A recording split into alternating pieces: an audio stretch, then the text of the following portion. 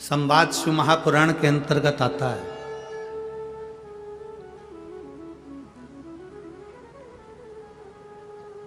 सती मैया का विवाह भगवान शिव जी के साथ में हो रहा है। माता सती भगवान शंकर जी के साथ में ब्याह रही है।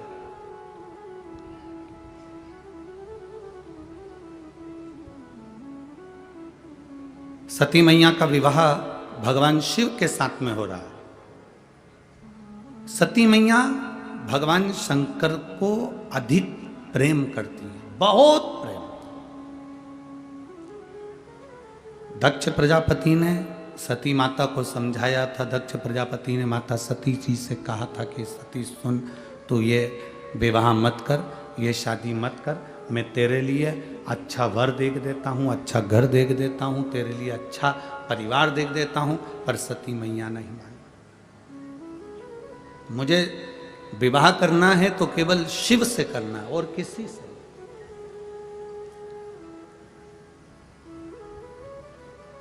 उसके सिवाय मुझे विवाह ही नहीं करना। मैं अगर विवाह करूंगी तो भगवान शंकर से करूंगी, शंकर के सिवा मैं किसी से नहीं। एक भरोसा, एक विश्वास, एक दृढ़ता सती ने बना ली। माता सती ने एक दृढ़ता बना ली, एक विश्वास बना लिया, एक भरोसा बना लिया।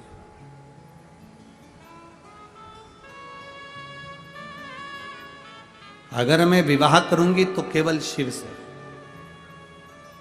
अब शंकर भगवान कहां रहते हैं? कैलाश पर। शिव जी कहां निवास कर रहे हैं? शमशान में। शिव जी कहां रह रहे हैं? पर्वत के ऊपर। सती मैया कहां रह रही है? राजा दक्ष प्रजापति के घर में, जहां करोड़ों की संपदा है, वैभव है, धन है, संपदा है, सत्ता है, सब कुछ है। दक्ष प्रजापति की यहां कोई कमी नहीं।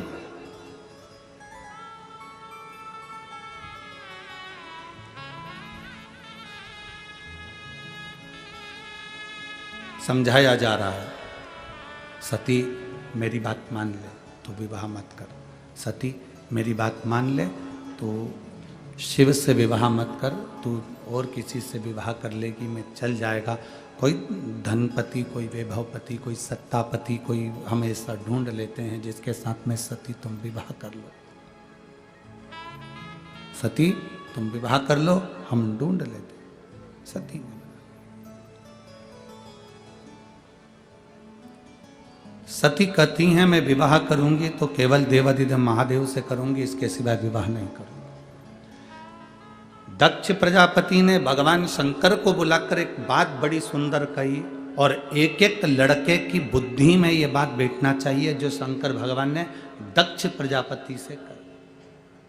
पहले दक्ष की बात सुन लेना, उसके बाद शंकर जी की बात सुन लेना। विवाह करने वाला लड़का, विवाह करने वाला वर, उसके मुख पर शिव महापुराण का यह संवाद अब उसकी जिह्वा पर होना चाहिए।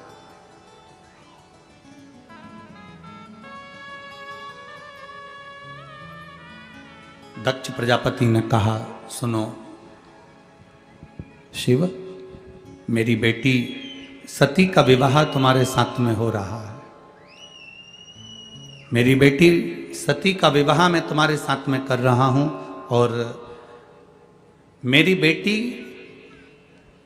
सती का विवाह मैं तुम्हारे साथ में कर रहा हूं, जिसने अपने परिवार में राजसी ठाट देखा, वैभव देखा, सत्ता देखी, धन देखा, संपदा देखी। अब मेरी बेटी तुम्हारे साथ में विवाह करना चाहती है। तुम कैलाश पर रहते हो, शमशान में रहते हो, तुम्हारे पास में ऐसा धन, वैभव, संपदा कुछ भी नहीं है। मेरा मन करता है कि तुम जो मांगोगे मैं अपनी बेटी के कन्यादान में वो दे दूंगा।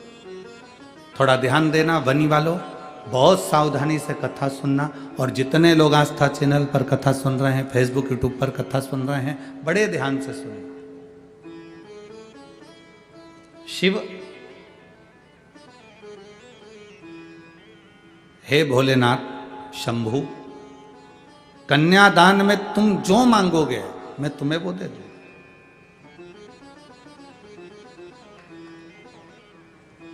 आज मेरी बेटी ब्याह रही है, तुम्हें जो चाहिए मांग। भोलेनाथ जी ने कहा दक्ष प्रजापति को देखकर। दक्ष प्रजापति को जब देखा तो देखकर भगवान शिव ने, भगवान शंकर ने, ओघड़दानी ने, त्रिकालदर्शी ने, कैलाशी ने, अविनाशी भगवान शिव ने देखा। और भगवान शंकर ने देखते ही दक्ष प्रजापति के हाथ जोड़ते हुए, क्योंकि ये सती के पिता हैं, मेरे ससुर हैं, सती के पिता हैं, मेरे ससुर हैं, तो हाथ जोड़ते जोड़ते उन्होंने निवेदन किया, हाथ जोड़कर निवेदन करा दक्ष प्रजापति से, ससुर जी, पिताजी, मैं आपकी बेटी की मांग में जो सिंदूर भरूंगा, बस वो सिंदूर भरी हुई बेटी मुझे कन्यादान में दे देना, और वही इतना वर जरूर देना कि सिंदूर जो उसकी मांग में भरा गया है, वो सिंदूर मांग में भरी हुई बेटी आज डोली में बैठ रही है, और ये वर देना कि वो मांग में सिंदूर भरी हुई बेटी एक दिन अंतिम समय पर अर्थी में परिलेटी, उसके मांग में सिंदूर भरा हो, बिना सिंदूर के वो अर्थी पर भी ना लेटे।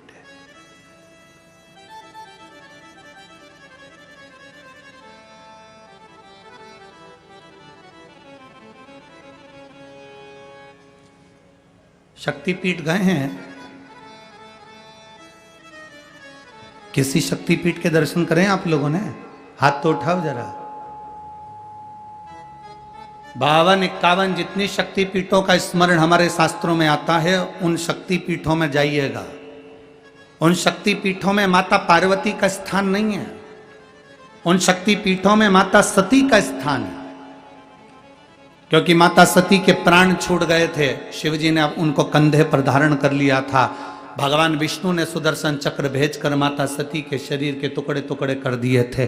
जितने टुकड़े होकर पृथ्वी पर गिरे वो सब शक्तिपीठ के रूप में निर्मित हो गए। और वहाँ आज भी माता सती के जहाँ अंग गिरे हैं, उन शक्तिपीठ पर आज भी तुम चुनरी चढ़ाओ ना चढ़ाओ, चूड़ी चढ़ाओ ना चढ़ाओ, उन शक्तिपीठ पर तुम हलवा पूड़ी चढ़ाओ ना चढ़ाओ, पर उन शक्तिपीठ का प्रमाण होता है कि उन पर आज भी सिंदूर और कुंकू जरूर चढ़ता है।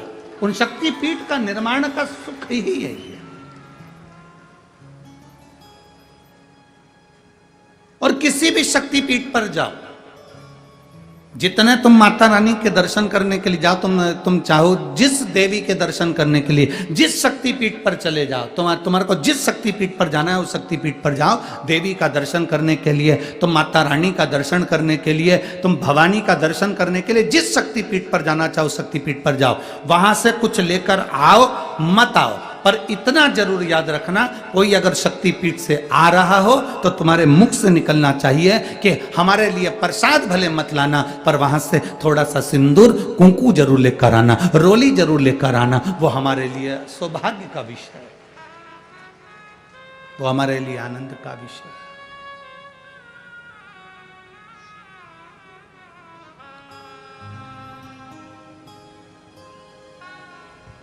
महाराज